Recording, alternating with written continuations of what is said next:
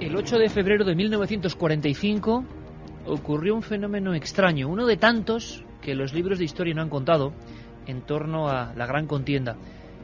La gran vergüenza, el gran desastre, 40 millones de muertos, bueno, fluctúan las cifras, pero en todo caso en números horribles para la historia del ser humano. En torno a los hechos más o menos conocidos de la Segunda Guerra Mundial, hay un montón de historias, de cosas, de elementos, de expedientes, diríamos nosotros, que merecen toda nuestra atención.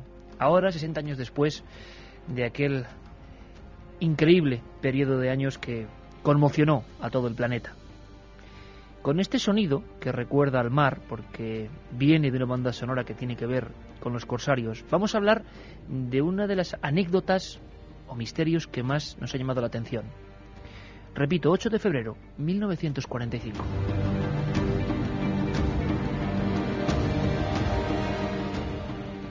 Uno de los hechos más insólitos que se produjo durante la Segunda Guerra Mundial fue el protagonizado por un hombre llamado Charles Jameson.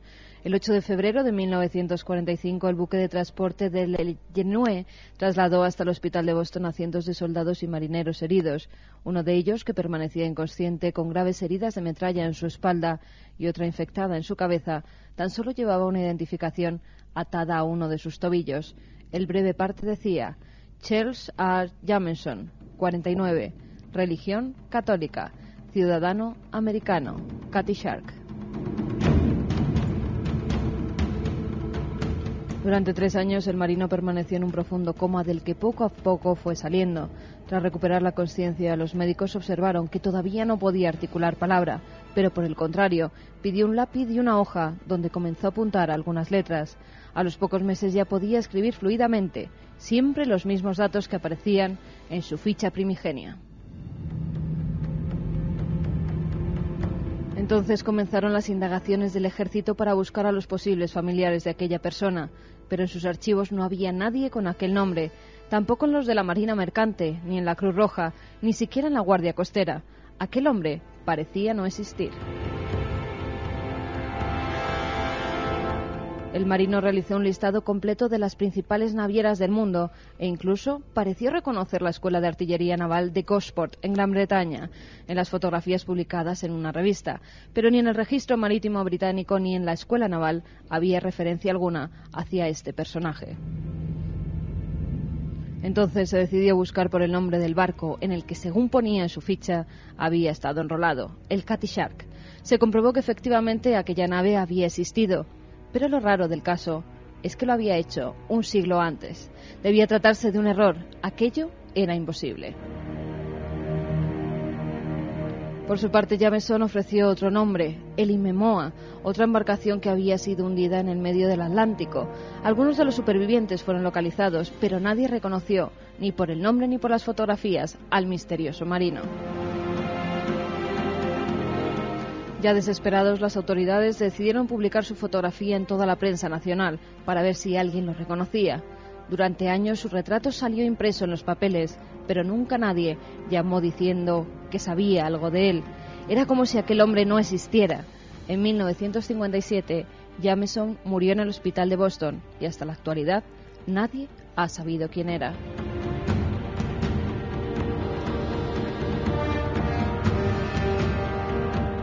Milenio 3, Iker Jiménez, en la SER.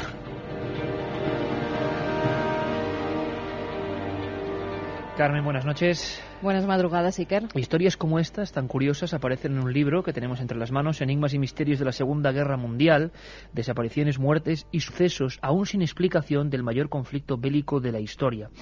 Su autor, Jesús Hernández, con el que vamos a poder charlar a lo largo y ancho de este programa, de este encuentro de nuevo con la nave del misterio. Por cierto que hoy, porque hay muchas preguntas todavía sin resolver sobre la Segunda Guerra Mundial, abrimos líneas porque estoy seguro que la participación de los oyentes va a ser fundamental para preguntar no solo a Jesús Hernández, sino también, por supuesto, a nuestro querido compañero Santi Camacho, que ya está aquí. Santi, buenas noches. Buenas noches, Iker. ¿Cuántas historias todavía quedan por conocer de la gran contienda, Pues sí, la verdad es que estamos, como muy bien reza el título de ese libro, ante el mayor conflicto bélico de la historia, algo de una magnitud que a día de hoy, pasados tantos años, pues resulta difícil de imaginar. Una guerra atroz en la que estuvieron involucrados millones de combatientes y de la que todavía quedan consecuencias. Lógicamente marcó para siempre el mapa global y el mapa político del mundo, pero también secretos. Hay muchas cosas que todavía duermen el sueño de los justos en los archivos de los servicios de inteligencia de los antiguos países aliados, tanto de un lado del telón de acero como del otro. Y realmente yo creo que es labor de los historiadores y de los divulgadores pues escarbar en esas curiosidades para comprender un poco mejor cómo se desarrolla una guerra de verdad. Parece que después de la Segunda Guerra Mundial hubo una especie de escaparate de guerra de película con la que se nos intentó convencer efectivamente de esa fachada presentable de esa guerra atroz, pero detrás, en la trastienda, pues hubieron muchas cosas no tan confesables, no tan contables, no tan heroicas ni tan dignas de ser tenidas en cuenta, que realmente pues ahora son las que nos toca redescubrir. Bueno, Santi, que precisamente Círculo de Lectores ha vuelto a publicar tu libro 20 conspiraciones de la historia. Lo mismo ha ocurrido en Portugal, hay mucha conspiración. Vamos a hablar mucho de eso porque hay muchas cosas que no se entienden bien y quizá con esa interpretación más oscura o más en la tramoya de las cosas podamos comprenderlas mucho mejor. Carmen, 7640. Claro que sí, líneas abiertas en esa vía de contacto, ya lo sabéis, 7640, palabra clave, Milenio, espacio y como siempre vuestras preguntas, vuestros mensajes. Yo la verdad, Iker, es que me he quedado alucinada con la de historias, la de sucesos desconocidos que se cuentan en esa obra que tienes entre las manos. Desaparición de barcos, los Food Fighter, tan célebres durante la Segunda Guerra Mundial, este personaje desconocido como era el marino, el experimento Filadelfia. ¿Cuántas preguntas hemos recibido y nunca hemos podido responder en torno al mito, la verdad que pudo haber en torno al experimento Filadelfia? Y personajes desaparecidos en mitad de la contienda, viajes extraños, aquella especie de locura de Rudolf Hess, por ejemplo, la historia que se contó del final de Hitler y de sus supuestos hijos, para algunos barbaridades, para otros simples delirios de escritores. Hay quien dice que pudo haber algo de verdad. Historias, por supuesto, como el Triángulo de las Bermudas, que empezó a ser célebre precisamente en este tiempo. Pearl Harbor, ¿sabían algo los americanos? Parece que las conspiraciones se repiten constantemente. Hay historias mucho más rigurosas, otras que están ahí cogidas con hilos, pero conforman esta especie de vademecum de lo extraño que no recogió ningún libro de historia oficial. Con Jesús Hernández vamos a navegar en estos enigmas, en estos misterios. Yo creo que va a merecer la pena. La nave del misterio, Alberto Granados, Juanma Frasquet, ahí va a hacer que retroduzcamos en una especie como de cápsula que puede viajar en el tiempo y puede llevarnos, por ejemplo, hasta 1939, cuando empiezan a producirse unos acontecimientos realmente espantosos. Pero como decimos, algunos, solo algunos, quedaron fuera, al margen, prohibidos, apócrifos.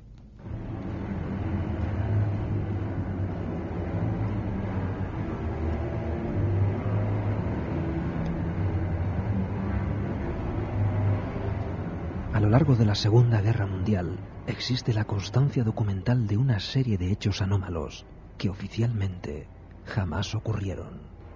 Son misterios que a ninguno de los bandos les interesó revelar.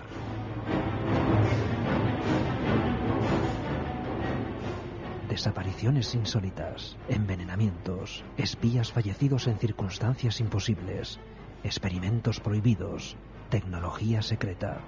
Un rosario de enigmas que no fueron recogidos por los libros de historia.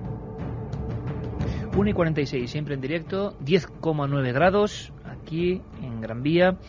Jesús Hernández, nuestro compañero, autor de este libro, está en Barcelona, él es historiador y periodista y ha compilado una cantidad de datos que impresionan. Jesús, amigo, buenas noches, buenas madrugadas. Hola, buenas noches, Iker. Gracias por estar ahí en Radio Barcelona con todos nuestros compañeros. Por cierto, ¿se sabe algo más de este marino? Nos contaba Carmen, por supuesto extrayendo de tu libro, que es una especie de Kaspar Hauser o de individuo venido de ningún lugar, de ninguna parte. A mucha gente le sonará la historia que al final fue fraude esta, de Piano Man, algo parecido en aquel año ya lejano de 1945, ¿no? Pues no sabemos nada más del caso de Charles Jameson. Es este caso que es una gota en el océano de los hechos inexplicados de la Segunda Guerra Mundial, pero que es evidente que es un aspecto, aunque sea pequeño, pero también no hay que despreciarlo de esta serie de misterios que tiene la Segunda Guerra Mundial, por supuesto. Oye, yo tengo que preguntarte por lógica, porque además yo creo que iba a ser una especie de debate interactivo, también con Santiago Camacho, con todos los amigos que tienen muchas preguntas, porque hay grandes clásicos que no sabemos si han sido aderezados por la leyenda urbana, la leyenda de guerra en este caso, y han ido creciendo, pero a ti en torno a los enigmas y misterios que has podido ir desbrozando, has podido ir catalogando, ¿hay alguno que te ha llamado la atención más que otros porque igual has descubierto algo que no imaginabas, que era más sorprendente de lo que creías en un primer momento? Pues la verdad es que escribiendo este libro he encontrado una serie de hechos que no me esperaba, realmente pues me han sorprendido muchísimo. Quizás el que más me ha sorprendido es el de la muerte del hermano de John Fitzgerald Kennedy, JFK. Todos sabemos las circunstancias extrañas de la muerte del hermano famoso, pero muy poco se ha hablado del hermano mayor, que él era el que tenía que haber ocupado quizás el puesto que lo ocupó, porque era su hermano mayor y el preferido de su padre. Murió en unas circunstancias extrañísimas, su cadáver, por supuesto, no se ha encontrado nunca, y es el caso quizás que más me ha sorprendido, sí, sí. ¿Cuántos desaparecidos en circunstancias extrañísimas pues ocurren cosas que uno, por ejemplo, busca un nombre, Bormann, Martin Bormann, bueno, tú has dicho Joe Kennedy, Saint-Exupéry, autor del libro más vendido, dicen, después de la Biblia, ¿no? El Principito. Sí. Tantas personas que de repente como se esfumaron en mitad de la nada, pero estoy seguro que mucha gente se ha sorprendido al ver el nombre de los Kennedy. Esto sería, Santiago Camacho, una especie de muesca desde luego desagradable, en una familia llena de tragedias, pero esta sin duda la más desconocida. Sí, de hecho, no es tampoco el único Kennedy que muere en un accidente aéreo. Una hermana de los Kennedy también fallece en las mismas circunstancias. Hay, fíjate, teorías para todos los gustos. Algunas que dicen, lógicamente, que recurren a la consabida maldición de la familia, y otras que yéndonos fuera del terreno conspiranoico, hablan de explicaciones incluso psicológicas. Parece ser que Joe Kennedy, el patriarca de la familia, te inculcó una educación muy especial a sus hijos, los hizo bastante temerarios, bastante amantes del riesgo, les inculcó desde pequeños el desafiar sus propias limitaciones, y parece que en la familia Kennedy muchos accidentes, muchos casos fatales han ocurrido precisamente por esta especie de temeridad congénita que en muchas ocasiones pues les ha llevado también a muertes bastante más explicables, digamos, que las simplemente debidas a la conspiración. Oye, Jesús, vamos a intentar acercar esta historia a la gente que no la conozca. ¿Qué le pasó a este hombre? Pues la historia de Joe Kennedy es muy curiosa. Era un aviador realmente temerario. Después de cumplir su serie de misiones, después de la cual podía regresar a casa, prefirió reengancharse, volvió de nuevo, participaba en los bombardeos sobre Alemania, y entonces, extrañamente, participó en una misión secreta, ultra secreta, de los aliados, que era la respuesta a las bombas V1 y V2. Esta misión, que yo no había oído hablar hasta que empecé a investigar, se trataba de emplear aviones bomba, es decir, aviones bombarderos, pero cargados de bombas, que eran dirigidos por un avión nodriza. Había un momento del vuelo que, los dos aviones partían a la vez, y entonces el avión bomba era preparado y los pilotos que iban en ese avión saltaban en paracaídas. Y este avión bomba pues se teledirigía desde el otro avión hasta impactar en territorio francés controlado por los alemanes o Alemania. Pues bien, en una de estas misiones el avión explotó inexplicablemente sobre territorio inglés, y naturalmente pues Joe Kennedy iba en el interior y su cadáver pues no apareció porque en teoría se volatilizó al ir dentro de este avión. ¿Qué sucede? En el año 84 un oficial alemán revela que él estuvo con Joe Kennedy, con un soldado que decía llamarse Joe Kennedy, precisamente un mes antes de esta supuesta misión. Le enseñó precisamente su chapa, su dog tag, en la que se llamaba Joe Kennedy. Se han hecho investigaciones y, curiosamente, aunque parezca un nombre muy común, el de Joe Kennedy, no había ningún otro soldado en todo el ejército que se llamase Joe Kennedy, y aseguraba este oficial alemán que este supuesto Joe Kennedy pues fue asesinado en un momento en que intentaba escapar. Entonces vemos una serie de ingredientes en el que hay una misión ultrasecreta de los aliados, vemos un oficial que supuestamente ve al hermano de Joe Kennedy vivo en Francia, y luego incluso además esta misión de bombardeo estaba dirigida contra unas instalaciones secretas alemanas en Francia, y naturalmente pues no se encuentra el cadáver de Joe Kennedy. Esto no fue desclasificado hasta el año 66, no se supo que Joe Kennedy realmente iba en este avión, y permanece en el misterio qué es lo que ocurrió realmente con él. Una historia, Santiago, que tiene todos los condimentos clásicos de una conspiración. Nos extraña que haya sido tan poco explotada o conocida esta versión de la primera casi maldición Kennedy.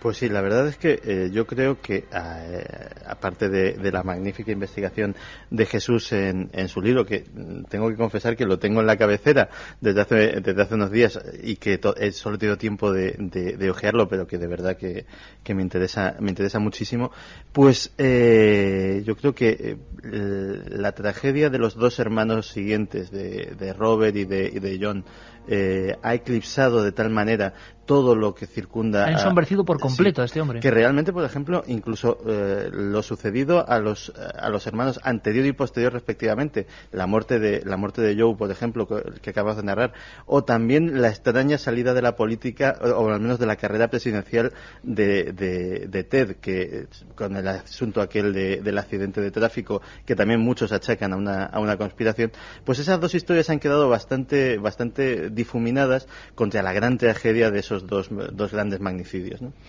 Hablábamos de operaciones en el aire, bombardeos. Otra de las historias apasionantes, por cierto que Jesús Hernández también ha hecho otros libros sobre esta temática, como las 100 mejores anécdotas de la Segunda Guerra Mundial o hechos insólitos de la Segunda Guerra Mundial. Bueno, hay una cosa que aparecía, Santiago, y tú lo sabes bien, los que amamos también el asunto de los objetos volantes no identificados. Había primero una foto. Quiero que me lo cuentes. Bueno, mejor me lo vas a contar luego, porque veo que no va a dar tiempo y que habrá muchas preguntas en el 7640. Es una historia que tiene que ver con Japón, que tiene que ver con Los Ángeles, que tiene que ver con supuestas fotografías, yo no sé si falsas o no, y que tiene que ver con lo que muchos creyeron que era eso, un objeto volante no identificado. Quizá encontremos una explicación, pero como hoy es un programa abierto, programa casi tipo mesa de redacción, Carmen, me gustaría que fuéramos filtrando qué tipo de preguntas están llegando, a ver qué es lo que más le interroga, lo que más le hace pensar a la gente sobre la Segunda Guerra Mundial. Pues hablabais de japoneses hace un momento y nos preguntan ¿qué hay de cierto de que los japoneses abandonados en islas y encontrados después no sabían que la guerra había acabado? Bueno, hay mucha historia, mucha literatura, ¿verdad, Jesús? Sobre hombres como los topos que publicó Manuel Leguineche y Torbado aquí, personas que creían que no había acabado la contienda y que seguían ahí ocultos. ¿Verdad, mentira, leyenda? Sí, hubo soldados japoneses que permanecieron fieles a su misión, sobre todo en islas perdidas del archipiélago filipino. Muchos de ellos, la mayoría, pues fueron apareciendo a principios de los 60, pero hubo algunos que incluso hasta el año 73-74 pues continuaron allí. ¿Hasta el 74? Sí. Y era precisamente un soldado japonés que no estaba dispuesto a abandonar su puesto si no se lo ordenaba su inmediato superior, el que era inmediato superior entonces.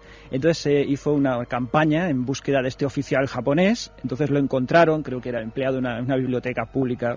Entonces este hombre tuvo que ir a Filipinas y ordenarle que regresase a Japón, porque comunicarle que la guerra había terminado, porque este hombre no se lo creía. Pero Iker, curiosamente, investigando sobre otros temas, como es el famoso oro de Yamashita, es decir, los tesoros que supuestamente el ejército japonés... ¿Te puedes creer que te iba a preguntar eso ahora mismo? Bueno, aquí se puede creer uno de todo, porque en este programa, pero te iba a preguntar por esas rapiñas o tesoros ocultos que también la Segunda Guerra Mundial está lleno de ellos, ¿eh? Sí, pues precisamente este asunto del oro de Yamashita, que se llama, que son todas las riquezas que los japoneses rapiñaron por todos los países de sudeste asiático, pues al parecer fueron enterrados en Filipinas. Y, como digo, curiosamente, pues parece ser que este último japonés estaba encargado de vigilar el tesoro. Al menos este hombre había recibido un entrenamiento antes de la Segunda Guerra Mundial, que estaba destinado a obedecer a muerte una orden para guardar un objeto determinado. Y era precisamente este hombre el que estaba allí y estuvo tantas décadas guardando esa isla. En el año 74, parece mentira. Sí. Y luego, naturalmente, este hombre pues decía no saber nada de este supuesto tesoro. Yo soy escéptico sobre este tema, pero bueno, es un hecho que está ahí. Es que a lo largo de toda la Segunda Guerra Mundial se dan casos de coincidencias, casualidades, temas que parece que quieren indicar algo. Es muy difícil el sacar una hipótesis concreta, una conclusión, pero de hecho están ahí estas casualidades. Luis nos dice, buenas madrugadas. Entre tantas incógnitas quisiera preguntar por una posible gran conspiración. En Pearl Harbor lo que ocurrió fue un autoataque. Bueno, si os habéis dado cuenta, y bueno, esto daría para hablar muchísimo, lo dejamos para la segunda hora, compañeros, porque la eterna conspiración de la nación que que casi, no voy a decir programa, por favor, pero se ha publicado todo tipo de cosas, de barbaridades en algunas ocasiones, de tener una especie de justificación. Y Pearl Harbor se lleva la palma en cuanto a acontecimiento histórico todavía entre dos aguas y de mucha gente que piensa que ocurrió algo que no es lo que nos han contado. Bueno, lo intentamos resolver. Otro amigo que nos pregunta si se menciona en el libro algo de la muerte de Glenn Miller. Sí, es otro de los grandes clásicos, ¿verdad, Jesús? Sí, el caso de Glenn Miller es muy significativo. Todos los oyentes supongo que saben quién es Glenn Miller, el autor de ese famoso tema En Forma, de las Big Bands. Pues este hombre era un músico que era idolatrado por los soldados, y entonces en diciembre de 1944 tenía que dirigirse desde Inglaterra hasta París en avión para dar una serie de conciertos. Pues su pista se pierde en este avión en mitad del Canal de la Mancha. Nadie sabe qué es lo que ha ocurrido, no se sabe si es un accidente, si ha sido atacado, ahí se acaba la historia. ¿Qué es lo que ocurre? Que después hay testigos que aseguran que Glenn Miller es visto en París, unos dicen que se dedicaba al contrabando, que era espía de los alemanes, que murió fruto de un altercado con algún soldado en París, es decir, no sabemos lo que pudo ocurrir. En cambio, su hermano asegura que él estaba muy enfermo, Glenn Miller estaba muy enfermo, y que falleció en un hospital de Inglaterra. Y en cambio, pues se dio esa versión de que había muerto en el avión precisamente para salvaguardar su imagen heroica. O sea que al final nadie sabe nada. No, pero es que, Iker, lo mejor, que creo que es lo que puede explicar el caso, recientemente hubo un oficial inglés que recuerda que en los años 60 pues se enteró de esta historia y recordaba que pudo haber muerto por fuego amigo. Es decir, que en unos bombarderos que regresaban de una misión en Alemania, al no poder arrojar sus bombas sobre el objetivo deseado, las arrojaron sobre un punto preestablecido del Canal de la Mancha. Pues bien, estas bombas explotaron al contacto con el agua y parece ser que el avión de Glenn Miller justo en ese momento pasaba por allí. Es decir, que probablemente Glenn Miller murió a consecuencia de bombas aliadas. Por lo tanto, cabe la posibilidad de que los aliados dijesen que fue fruto pues de un temporal, de una tormenta en el Canal de la Mancha, y que no, para no admitir que fue al fondo del mar por fuego amigo. Jesús, lo más curioso... Tenemos que dejar ahí porque tenemos ahora mismo el boletín de noticias, pero perfecto. Seguimos escuchándote en apenas unos minutos, ¿vale? Segunda Guerra Mundial y sus misterios, aquí en la SER. ¿Quieres ser comentarista de Milenio 3? SMS al 7640. Milenio, espacio y lo que nos quieras contar. Sabemos que siempre hay alguien al otro lado.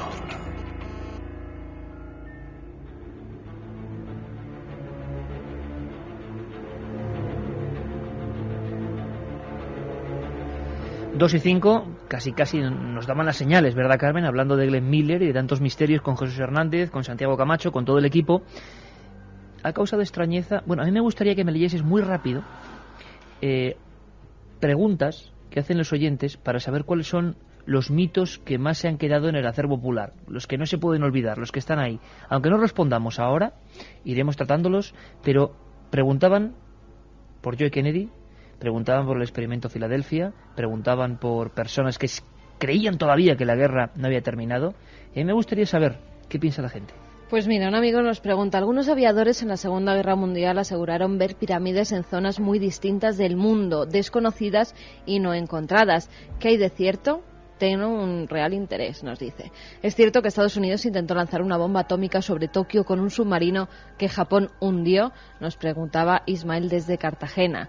Es cierto que había infiltrados japoneses en el servicio secreto americano durante el ataque a Pearl Harbor. Casos que habéis citado, Rudolf Hess, conspiración o desaparición cuasi paranormal, y Martin Bormann, suicidio, fuga o qué, nos pregunta Luis. Javi desde Jumilla, en Murcia, ¿tuvo algo que ver la sociedad Thule con la fuerza de captación que tuvieron los nazis y su poder en Europa? Francisco desde Hospitalet, ¿qué podéis contar sobre el proyecto Filadelfia?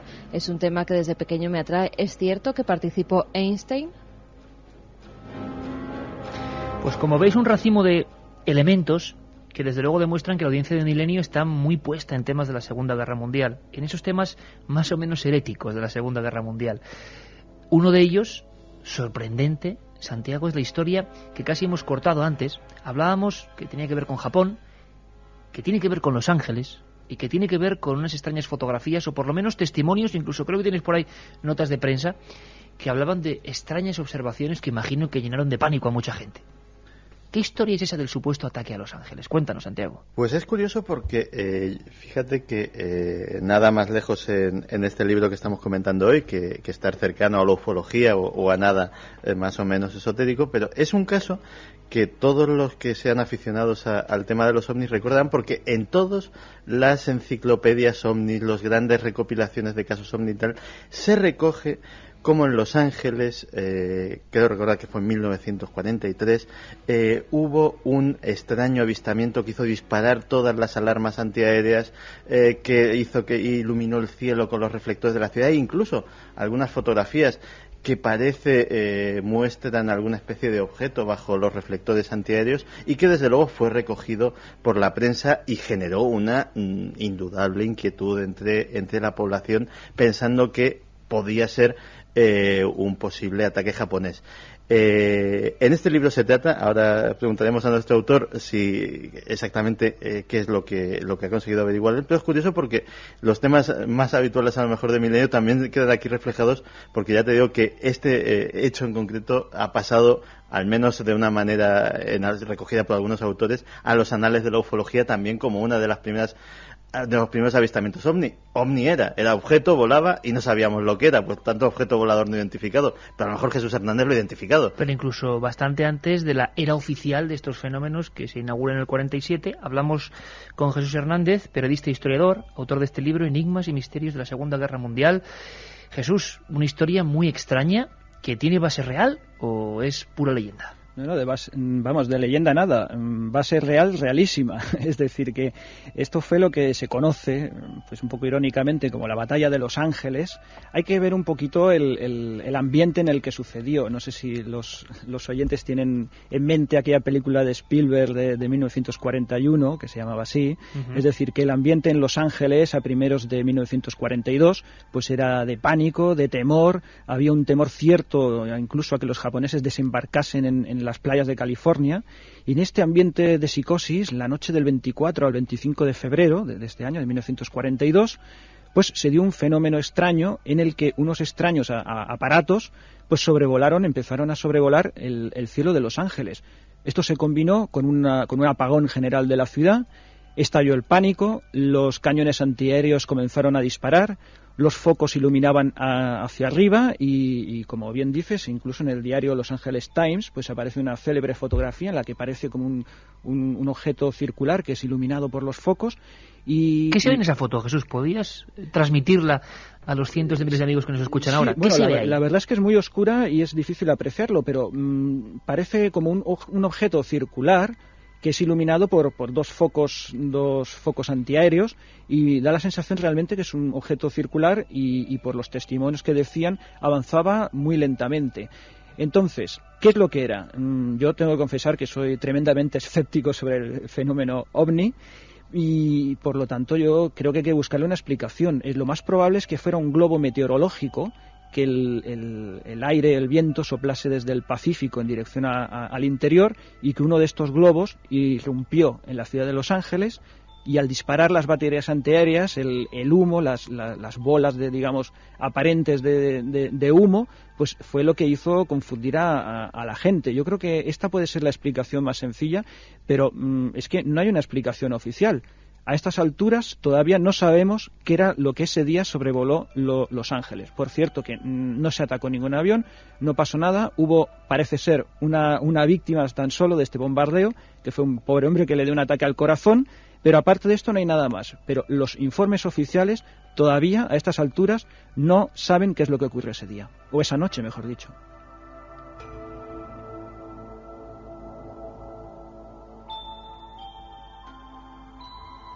Pues fíjate que ahora que Jesús Hernández nos estaba hablando de globos como posibles sospechosos de provocar este caos, tengo precisamente ahora mismo delante de mí unas fotografías y unos planos de un artefacto bastante curioso. Son unos globos que los japoneses diseñaron... ¿Pero qué haces para tener eso ahí en ese momento, Santiago? Es lo que yo... Las cosas que hay en este ordenador son bastante te lo van curiosas. a confiscar un día. Son unas fotografías y unos croquis de algo que no solo fue un prototipo, sino que realmente se fabricaron en cantidades... Entramos en el concepto de ovni, pero arma secreta. Sí, efectivamente. Posibilidad, hipótesis. Se fabricaron en grandes cantidades y eran unos globos que, aprovechando las corrientes de aire, las corrientes en las capas altas de la atmósfera, diseñaron los japoneses para que, cargados con una bomba incendiaria, atravesasen de alguna manera, no todo el Pacífico, sino que estaban diseñados para ser lanzados desde submarinos, atravesasen buena parte del Pacífico y cayesen provocando incendios en las regiones de los grandes bosques de los Estados Unidos. El plan, no sé si ingenuo o maquiavélico, era provocar enormes incendios forestales que distrajesen de alguna manera recursos humanos y recursos materiales en la extinción de este tipo de siniestros. Y realmente, pues lo curioso de este artículo del Instituto Smithsoniano que tengo delante es que estos globos no solamente se fabricaron a miles, sino que algunos, bastantes, llegaron a su objetivo y provocaron víctimas civiles. Muchas de ellas, los globos, no tanto los que soltaron, los que cayeron con su carga, sino algunos que aterrizaron sin estallar y fueron, pues, lo típico, tocados por alguno que pasaba por allí, por niños, etcétera, etcétera. Y las familias de las personas que fueron afectadas durante la guerra tuvieron que esperar a que terminase la guerra y esto dejase de ser secreto para percibir una pensión compensatoria por parte del gobierno estadounidense. Por tanto, es una historia que curiosamente se mantuvo en secreto a pesar de que estaba provocando víctimas en propio territorio estadounidense para que no cundiese el pánico durante todos los años de la guerra, y solo algún tiempo después pues se comenzó a saber.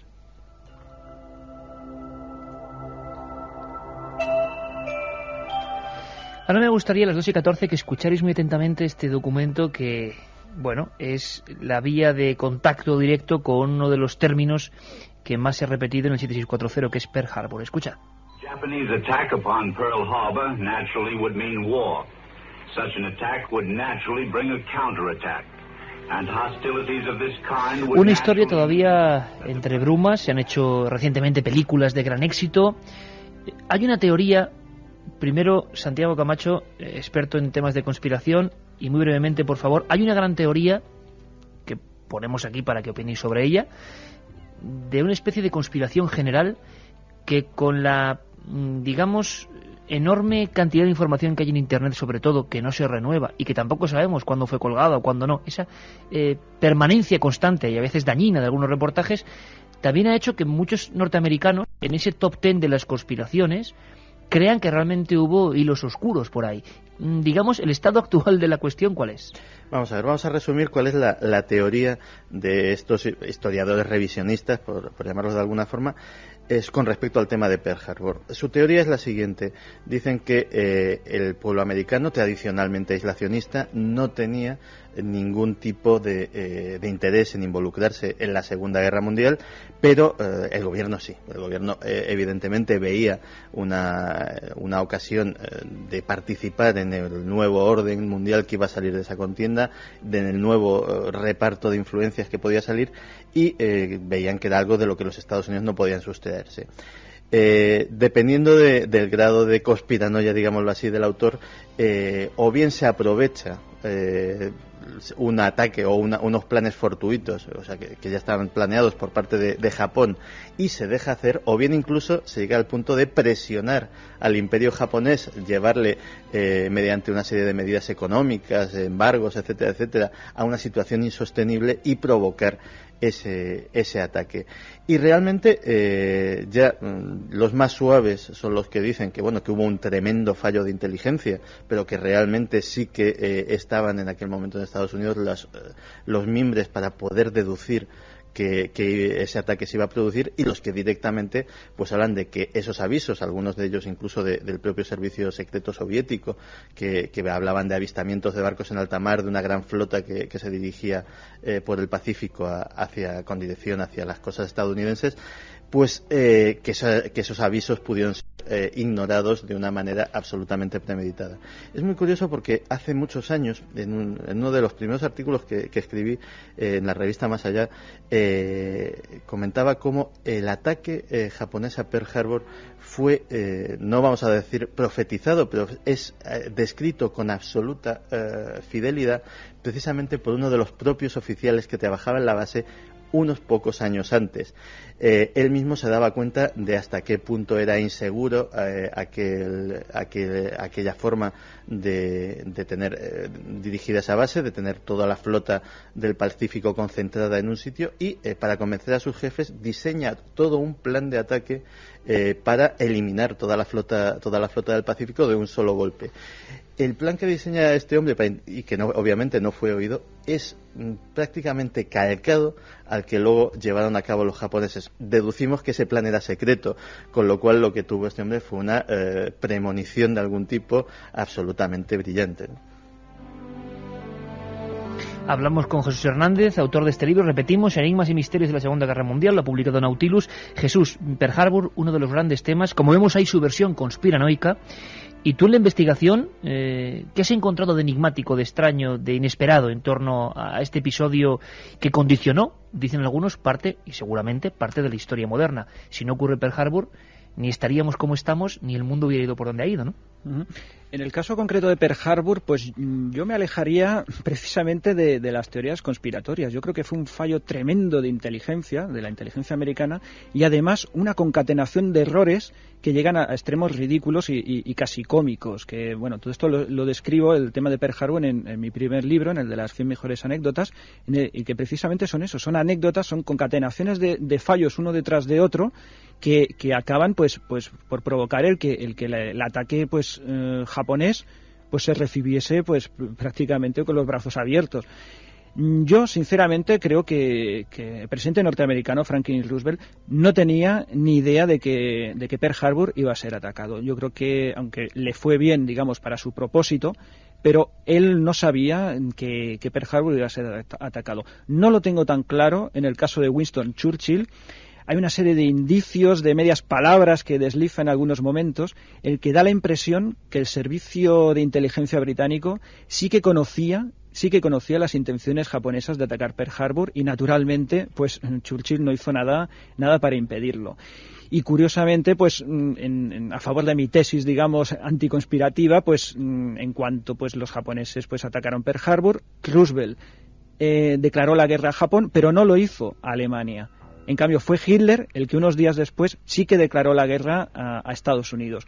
Por lo tanto, yo en este caso me alejaría de una posible conspiración, y creo que más bien fue una serie de errores brutales de los americanos. Es curioso, Jesús, porque, por ejemplo, todo lo que se ha escrito, dicho, publicado, radiado, televisado sobre el 11S, parece que es recoger un poco la misma historia de Pearl Harbor, una especie de errores terribles en inteligencia, en seguridad, y otros han aprovechado también para dar rienda suelta a la teoría de la conspiración, y al final el público intermedio nos hemos quedado un poco como sin saber. Vamos a hablar de un personaje siniestro, más siniestro aún de todo lo que estamos hablando, una especie de individuo que llaman muchos padre de la auténtica propaganda, persona capaz de modificar la mente de aquellos que lo escuchaban, persona por tanto con un poder importante, y también individuo que tuvo mucho que ver con los últimos días o la trayectoria, vamos a decirlo así, de Hitler.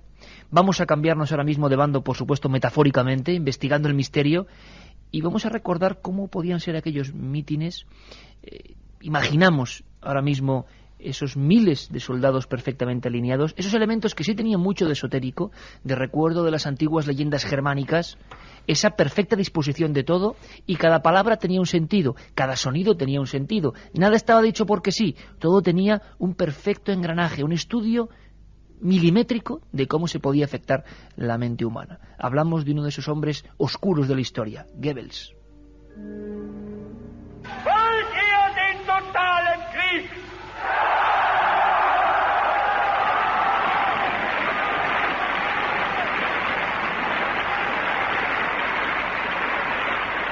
Uno de esos hombres, uno de esos individuos, Jesús, sobre el que también se cierne la sombra del misterio. Sí, se cierne la sombra del misterio, pero yo creo sobre todo pues como un individuo de esta calaña pues pudo alcanzar esos niveles de poder.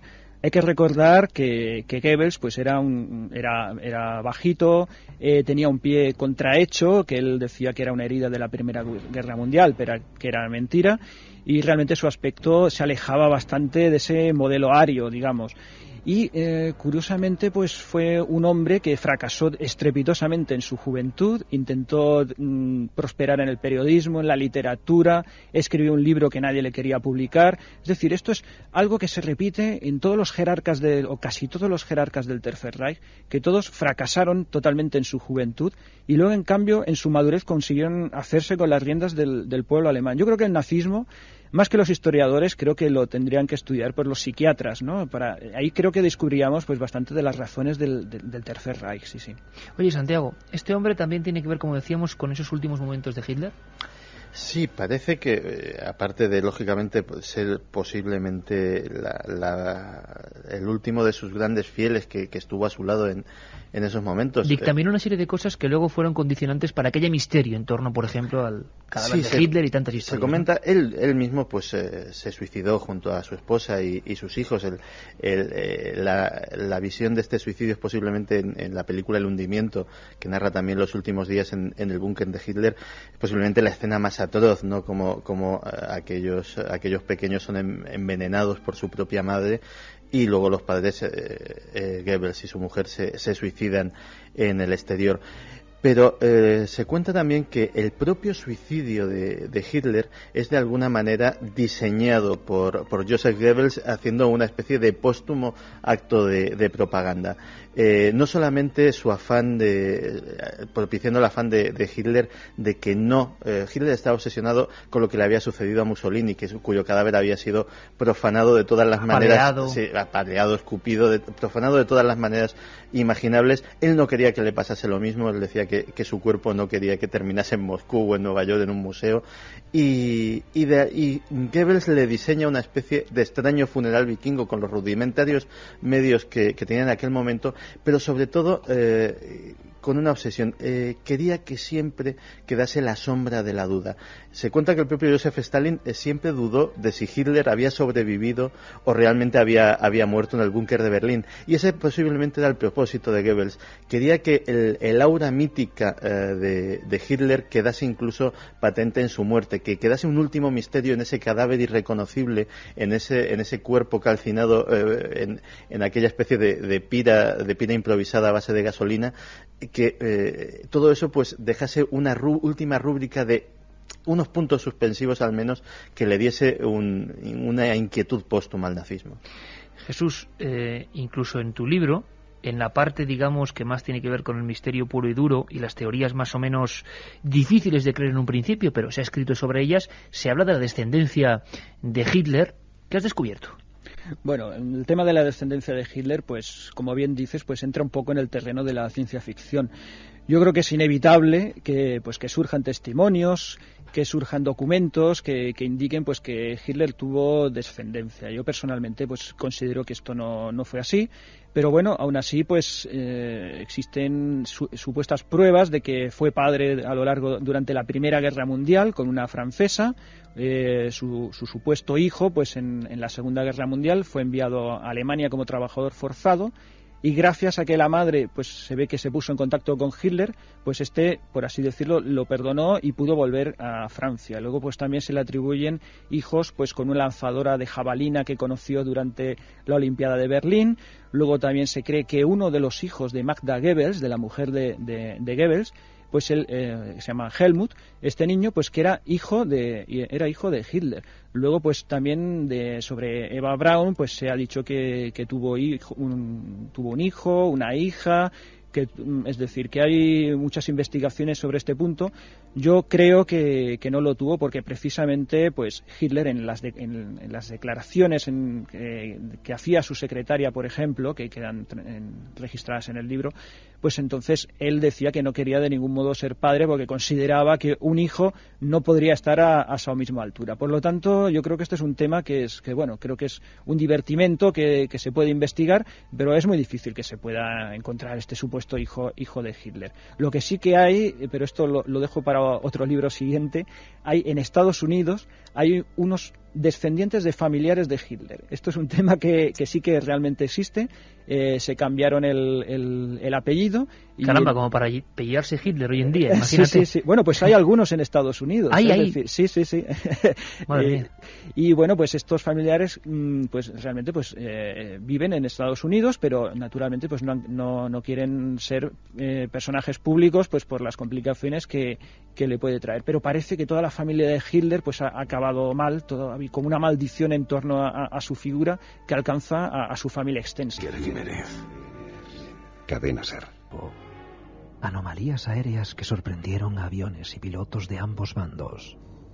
El experimento Filadelfia. Leyenda o ficción en la que algunos aseguran que se buscaba la invisibilidad del ser humano. Son los misterios clásicos de la Segunda Guerra Mundial. Algunos que marcaron época como el célebre Triángulo de las Bermudas. Esta noche queremos saber qué fue de ellos. Y es que, Carmen, decíamos que las preguntas de nuestros amigos al 7640, pues es lógico que vayan en ciertas direcciones. Se preguntan por personajes que luego vamos a recordar de alguna forma rápida, pero, caramba, bueno, sobre las Bermudas, eso da para varios programas, sobre el mito, la realidad, el fraude, la ficción, la exageración literaria. Pero el experimento Filadelfia, que nunca hemos comentado en este programa, sería interesante primero poner las bases. ¿De qué estamos hablando? Vamos a intentar conocer qué se dijo, oficialmente qué ocurrió, y luego con Jesús Hernández y con Santiago Camacho vamos a intentar poner los puntos sobre las íes. Experimento Filadelfia. Este es el nombre que recibió un supuesto experimento llevado a cabo por la Marina de los Estados Unidos en los astilleros navales de Pensilvania, en el estado de Filadelfia, en octubre de 1943. Al parecer, este estudio, que consistía en la aplicación militar de la teoría general de la gravedad de Albert Einstein, habría sido realizado por el doctor Franklin Reno. Mediante una aplicación especial de esta teoría y la suficiente energía, al parecer, un objeto se podía volver invisible. La Marina de Estados Unidos, que en ese momento combatía en la Segunda Guerra Mundial, decidió patrocinar el experimento e incluso hacer la primera con cada uno de sus barcos, esa primera experiencia, un destroyer escort llamado Eldrick. Varias personas y varias pruebas experimentales por fin se realizaron en octubre de aquel año. El barco se volvió totalmente invisible. Todo lo que pudieron contemplar los observadores que se encontraban en el astillero de Filadelfia en aquel momento fue un gran relámpago azul. Segundos después recibían la confirmación de que el Eldrick había sido visto en la base naval de Norfolk, en Virginia, a unos 600 kilómetros de donde se encontraba originariamente. Pero con lo que al parecer no contaban eran con los efectos secundarios que sufriría la tripulación. Casi todos los tripulantes de aquel barco cayeron enfermos, otros se volvieron locos y unos pocos desaparecieron no se sabe cómo, cuándo ni dónde. Inmediatamente la Marina canceló el experimento y los oficiales ordenaron que a los supervivientes les lavaran el cerebro para que no recordaran nada de aquella dramática experiencia. Toda esta información salió a la luz gracias a varios personajes que años más tarde y por una serie de casualidades llegarían hasta ella. En 1955, Morris Jessup, profesor de astronomía y matemáticas en la Universidad de Drake y de Michigan, publicó un libro, The Case for the UFO, donde se teorizaba sobre los diferentes medios de propulsión que utilizaban los objetos volantes no identificados.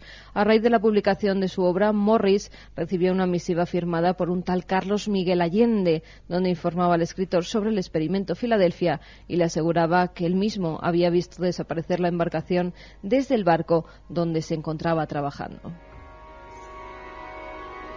Morris le pidió más pruebas, pero una segunda carta le decía que por el momento no podía facilitarle los datos que le pedía.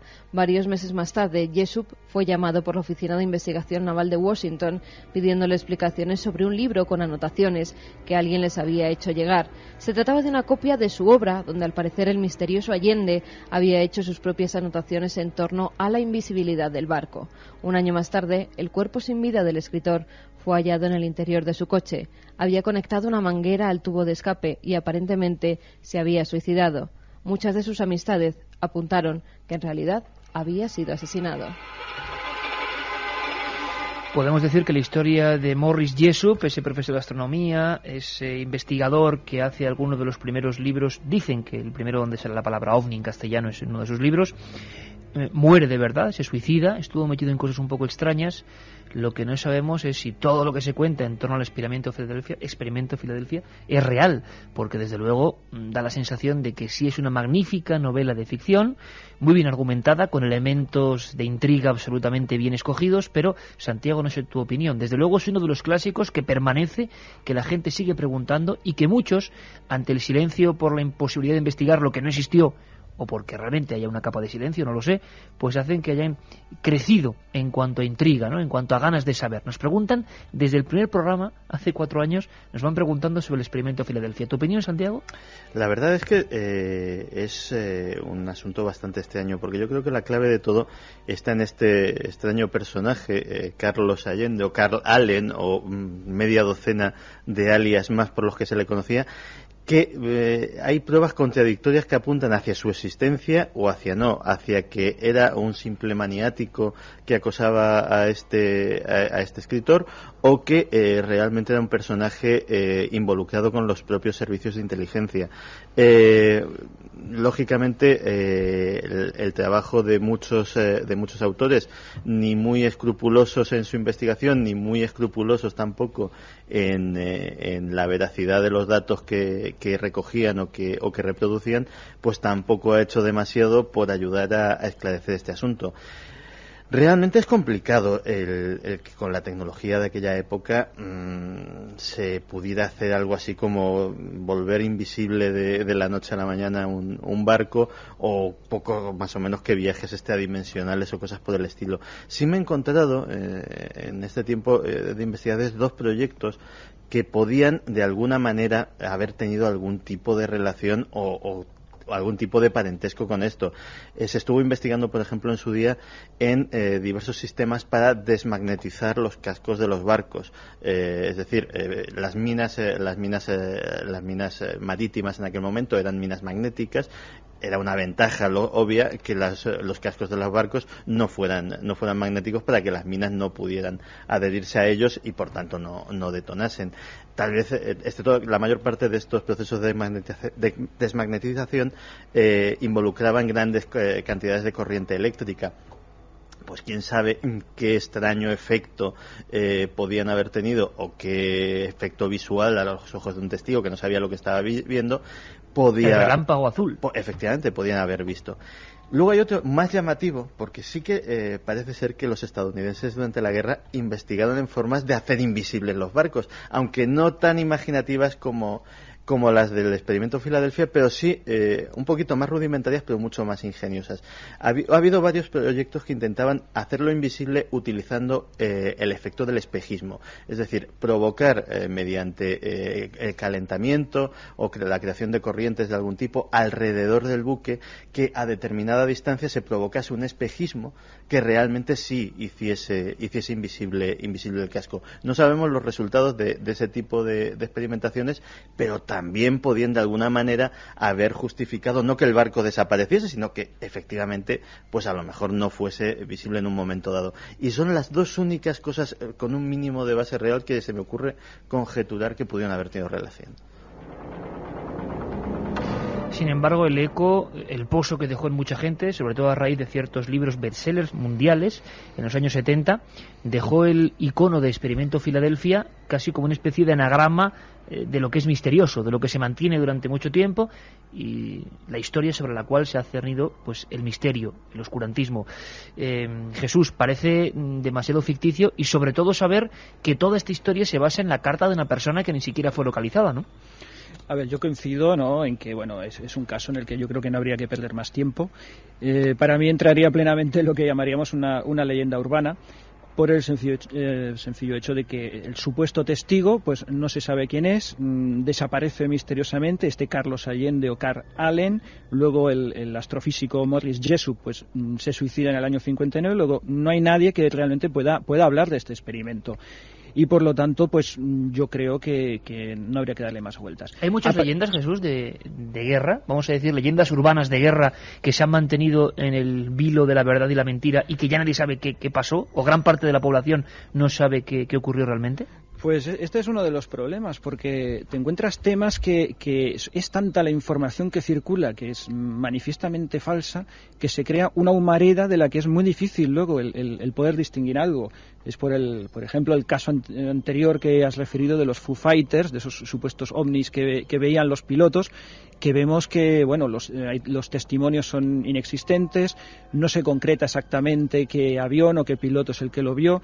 Todo funciona a base de testimonios que hablan de otros testigos y estos a su vez de otros. O sea, mecanismo puro de la leyenda urbana. Exacto, de malas traducciones del inglés al español, y a partir de aquí pues se van siguiendo pues estas leyendas, y al final es casi imposible. Pero aún así, Iker, luego siempre queda esa duda, porque estas leyendas urbanas, como a veces pasa, pues tienen un trasfondo de que es probable que se refieran a un hecho concreto. Como nos apuntaba antes, el experimento Filadelfia, ¿por qué no? Podría estar referido a algún experimento que se hizo de desmagnetizar un barco para la lucha contra los torpedos. Quién sabe si este experimento pues provocó daños irreparables en marineros, y para evitar las indemnizaciones a estos marineros pues se negase el experimento. Esto es algo que ocurrió bastante, incluso después, durante la Guerra Fría, pasó muchísimas ocasiones que el gobierno norteamericano o el británico, por ejemplo, pues negaban estos experimentos para no hacer frente a las consecuencias. Y del mismo modo, los Foo Fighters podrían hacer referencia a algunas armas antiaéreas de los alemanes que los aliados no querían luego reconocer. Por lo tanto, estas leyendas urbanas, pues a veces hay que ir un poco más allá para ver si de verdad se refieren a un hecho que realmente ocurrió. Y para leyenda urbana o leyenda global, la de la red de redes, que sigue creciendo exponencialmente, que da elementos que yo no sé si son verdad o tampoco. Bueno, no pondré la mano en el fuego por nada. Pero ahora mismo, Carmen, tú tienes una imagen delante de la pantalla que sigue siendo agregar misterio. Una imagen del supuesto Carlos Allende, el protagonista principal del experimento Filadelfia, con el que algunos autores, incluso Charles Berlitz, el autor del Triángulo de las Bermudas, reconoció haberse entrevistado con esta persona, con Allende. Bueno, no es que Charles Berlitz precisamente fuese un cumbre muy en cuanto a su rigor, ¿no? pero hombre, desde luego como vendedor de libros, que tiene su mérito, hay que decir. Yo te digo lo que él reconoció, que luego fuera verdad. ¿Y esa foto? O fuera Descríbenos ese individuo. Pues la verdad es que parece un individuo completamente normal, un poco triste, con una chaqueta bastante roída, una especie de jersey o camiseta con cuello barco, una enorme frente que empieza ya en una calvicie, y la verdad es un tipo normal, con la cara afilada, con unos ojos normales, oscuros. Y supuestamente es el iniciador del proyecto Filadelfia, pero sí, la pregunta es... Alguien que no llamaría la atención para nada. Sí, bueno, bien elegido entonces. La pregunta es, ¿y ese hombre igual es alguien, tranquilamente, un trabajador, no sé, de Lima, que le han puesto ahí la foto? De Lima no creo. Y es lo que ocurre, que nadie sabe qué pasa en la red de redes, que puede ponerse cualquier cosa, puede publicarse cualquier cosa.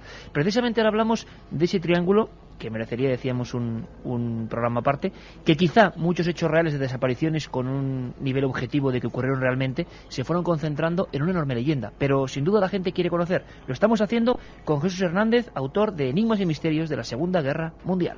Milenio 3, Iker Jiménez, en la SER. En 1492 descubrió América. En 2006 lo descubrimos a él. Siglos de lagunas, contradicciones, falsedades e incoherencias sobre la vida y el descubrimiento de Cristóbal Colón. ¿Qué es lo que intentó ocultar sobre sí mismo y sobre aquellos viajes que cambiaron el mundo? ¿Y por qué? Colón, el almirante sin rostro. El nuevo libro de Mariano Fernández Urresti. Publicado por Editorial Edaf. Un sonido. Una voz. Una investigación.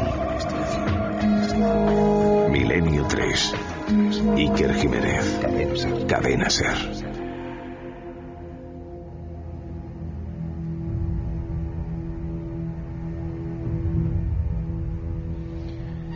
Pocas veces una palabra, un lugar, pues produjo tantas fabulaciones.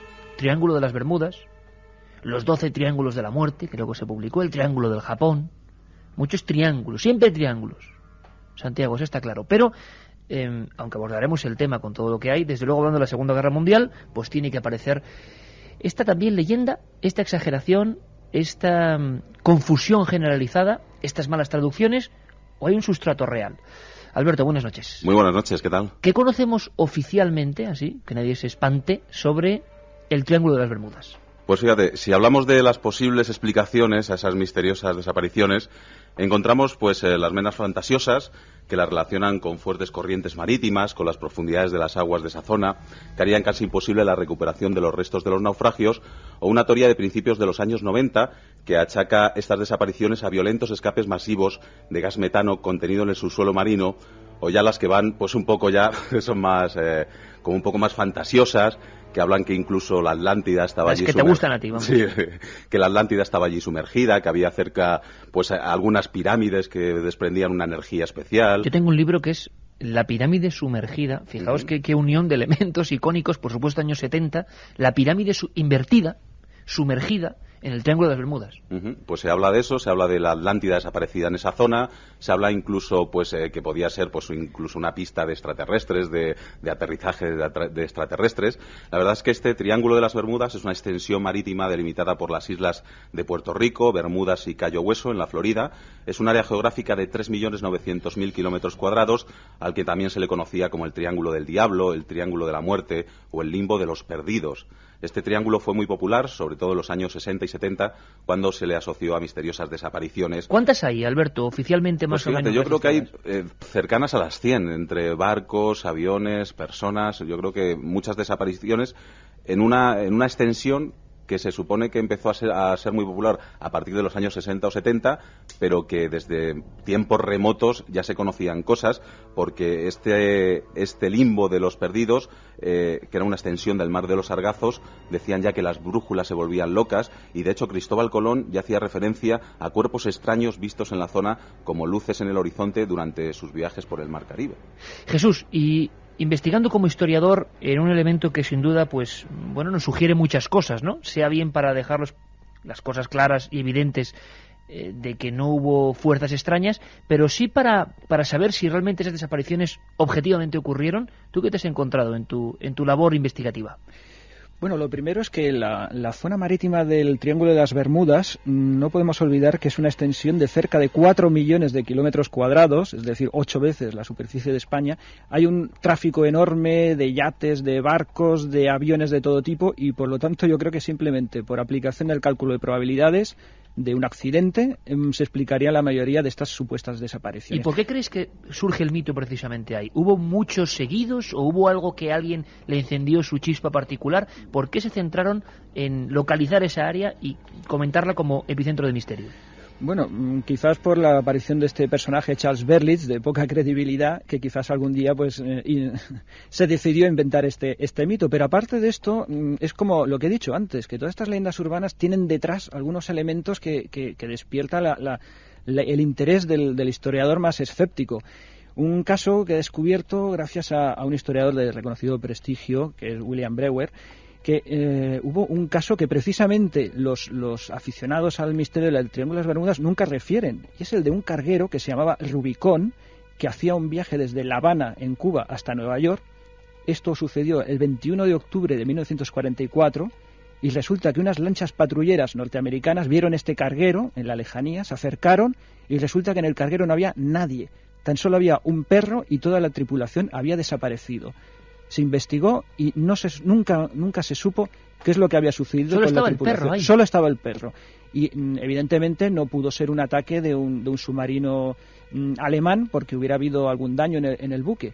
Y este caso, que realmente es misterioso y está comprobado porque fue llevado a puerto y apareció en la prensa, y realmente pues William Brewer pues muestra el recorte de prensa de que sucedió de verdad, esto no es ningún mito, pues los aficionados a los triángulos de las Bermudas pues lo ignoran, y en cambio pasan el primer caso a uno que hubo el 5 de diciembre de 1945, en la que sí que desaparecieron unos aviones. Y aquí sí que hay una explicación. La famosa patrulla perdida, la primera que... Y luego pues se descubrió pues que habían caído al mar por falta de combustible después que se habían desorientado porque eran vuelo de entrenamiento. Es decir, que es lo que decimos, que detrás de cada misterio aparentemente que es una leyenda urbana, pues a veces hay un pozo de verdad. A mí me ha gustado uno también mucho, que es la historia del Mari Celeste, un bergantín goleta que desapareció en el año 1872 y del que se habló que cuando lo encontraron a la deriva, sin ninguna persona de la tripulación, encontraron hasta los tés encima de la mesa, la comida, habían desaparecido todos los integrantes de esa... Se habló hasta de un ataque de pánico. Exactamente, un ataque de pánico, y entre las cosas que también se barajaron, pues incluso se habló de que la comida podía estar en malas condiciones, que se hubieran envenenado y empezaron a haber visiones o incluso alguna enfermedad tropical que podían haber cogido y habérsela arrojado por la borda, ¿no? Recordábamos hace poco, sí, en cuarto milenio, el asunto de ese hombre que daba la vuelta al mundo en velero por parte o patrocinado por la Junta de Andalucía y que desapareció en estas circunstancias, y una de las hipótesis barajadas era el envenenamiento, la enfermedad por malaria y la visión de extraños seres en su imaginación que hace que se arroje directamente al agua, que es cosa, por cierto, que los marinos evitan constantemente.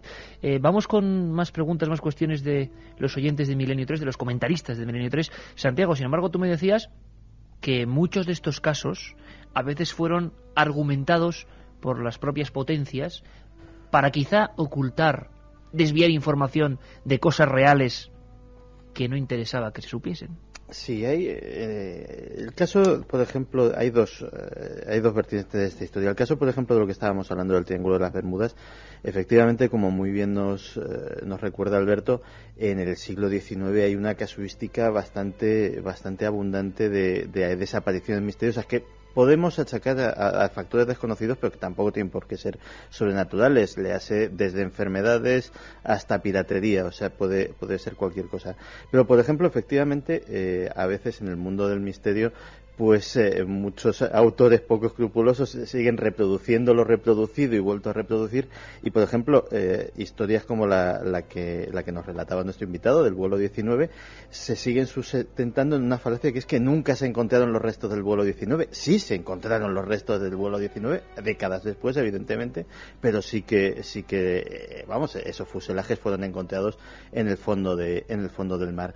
En cuanto a otras historias como los Foo Fighters que hablábamos antes, etcétera, quiero recordar que en 1996 la Foo CIA... Fighters, bolas de fuego, sí, que supuestamente perseguían algunos aviones y no, digamos, acompañaban, porque a veces no eran agresivos con los aviones, decían que los acompañaban en sus vuelos. Y oficialmente, según la historia misteriosa, vamos a decirlo así, ninguno de los bandos en contienda pues declaró que eran suyos, por lo tanto ahí se quedó el misterio. ¿Quiénes eran?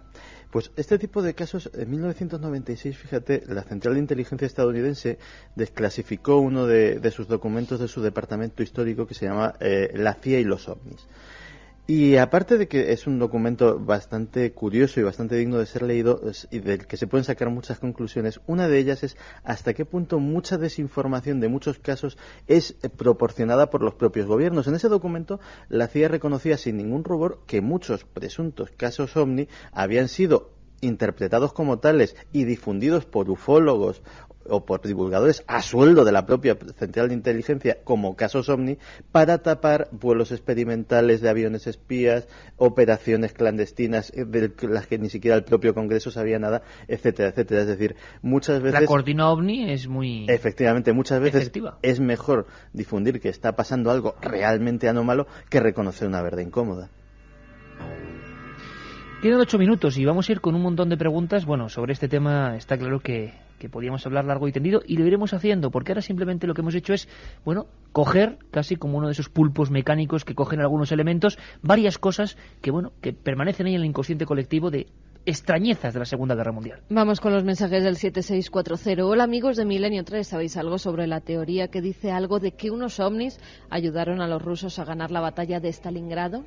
Bueno, imagino que ayudas de todo tipo, generadas sobre todo por leyendas estas así puras y duras. Vi un reportaje que John Ford estuvo rodando imágenes en secreto durante el ataque a Pearl Harbor y se usaron en la película Tora Tora. ¿Y la base alemana en la Antártida? Nos pregunta Edu. Base alemana en la Antártida. Jesús, ¿otro de esos mitos? Pues también esos mitos que, pues bueno, es la nueva Suabia que se le quería llamar, que se suponía pues que los nazis estaban interesados en armar una base operativa y en la Antártida que les serviría para, en caso de una derrota en la guerra, pues de poder refugiarse y continuar la guerra desde allí. Entonces, pues claro, no faltan los que ven submarinos que salen de Alemania rumbo a la Antártida y que luego desde allí pues se continuó la guerra. Son estos mitos que, bueno, yo creo que hay que tratarlos como unos divertimentos más de esta temática tan amplia que es la Segunda Guerra Mundial.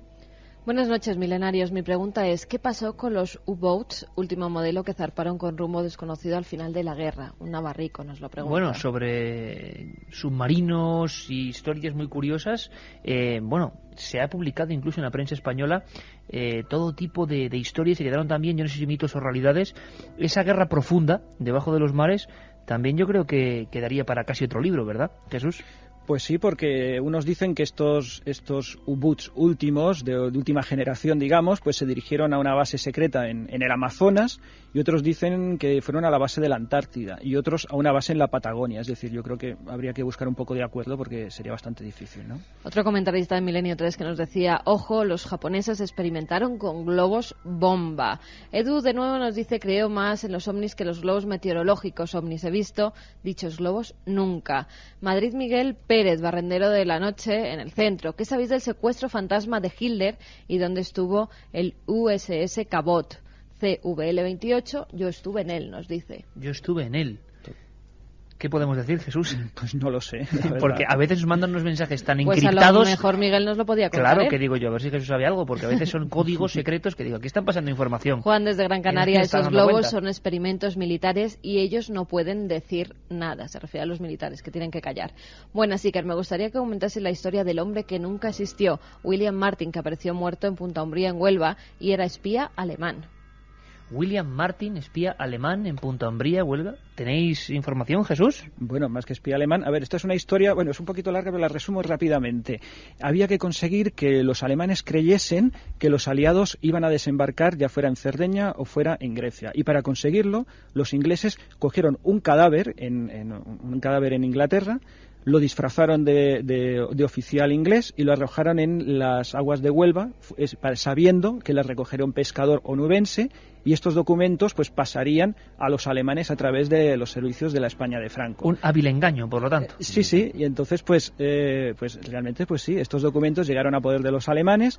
Hitler creyó que los aliados iban a tomar pues Grecia o Cerdeña, se reforzaron con divisiones Panzer estas zonas y dejaron desguarnecida Sicilia, que era el auténtico objetivo de los aliados. Fue la historia realmente, sí, del hombre que nunca existió, que está enterrado en Huelva, está allí la tumba, sí. Pues si os dais cuenta, hemos empezado hace casi hora y media con un hombre que no existía, el marinero desconocido, y acabamos con otro, que también apareció.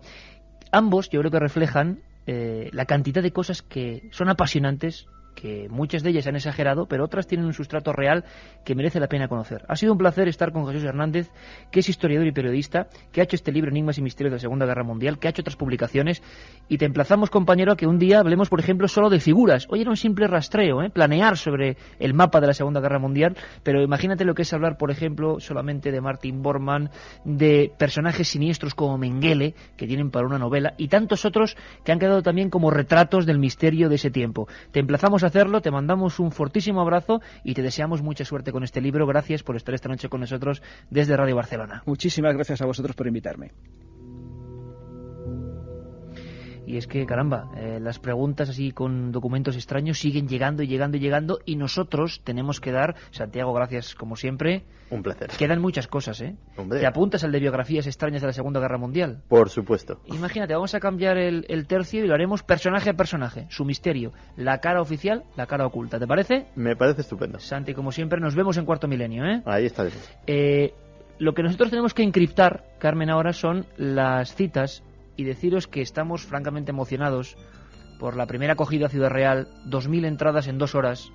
No está mal para un programa que va a la 1:30, Alberto. Pero hay muchas sí. más salidas. Sí, les damos un abrazo a todos los amigos de Ciudad Real. El próximo viernes estamos allí en el Paraninfo de la Universidad. Recordar que en San Sebastián estamos el próximo 5 de mayo en el Palacio Cursal. También van a ponerse dentro de muy poquito las invitaciones enseguida. Y tendrán que cadena ampliar SER. sitio porque...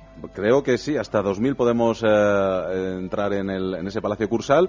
Y en Bilbao el día 19 de mayo en el Palacio Euskalduna. O sea que esas son las 3 fechas más cercanas que tenemos, pero tenemos muy prontito Ceuta. Tenemos otras fechas ya pendientes ahí para... La gente se puede informar en ikerjimenez.com. También Carmen. hay que decir a nuestros amigos que aunque no puedan entrar a Ciudad Real, que nos lo están preguntando, dice si después del programa nos quedaremos para charlar con ellos. Como siempre, todo el equipo de Milenio 3 Firmamos se libros. quedará para firmar libros, para charlar con vosotros, para que nos deis psicofonías, que muchos nos traéis fotografías extrañas, para lo que queráis. A ver si se creen que nosotros ahora somos de los que no. Nosotros nos quedamos ahí con la gente y así pasa lo que pasa, ¿verdad, Alberto? Que nos quedamos hasta Pues las hasta tantas. las tantas. Oye, Carmen, me están contando que en Ciudad Real, bueno, mañana tenemos muchísimas cosas, amigos, muchísimas cosas, pero me están contando que en Ciudad Real ya estamos localizando algunos lugares extraños. Ujú. ¿A quién mandamos? Tiene todos los boletos para irse a alguna casa encantada Yo ya tengo o la algún ropa de lugar faena, donde hay apariciones de monjas, me han hablado Alberto Granados. Ya Ahí tengo estará. la ropa de faena puesta. Vamos a contar muchas cosas en Ciudad Real y va a ser un placer estar con vosotros. Mañana, el sábado aquí con muchas noticias y el domingo en Cuarto Milenio con toda la información que viene muy fuerte. Por cierto, que te va a haber reportajes que van a llamar mucho la atención. Lo dicho, Ciudad Real día 28, San Sebastián, Donosti, día 5 de Sí. mayo.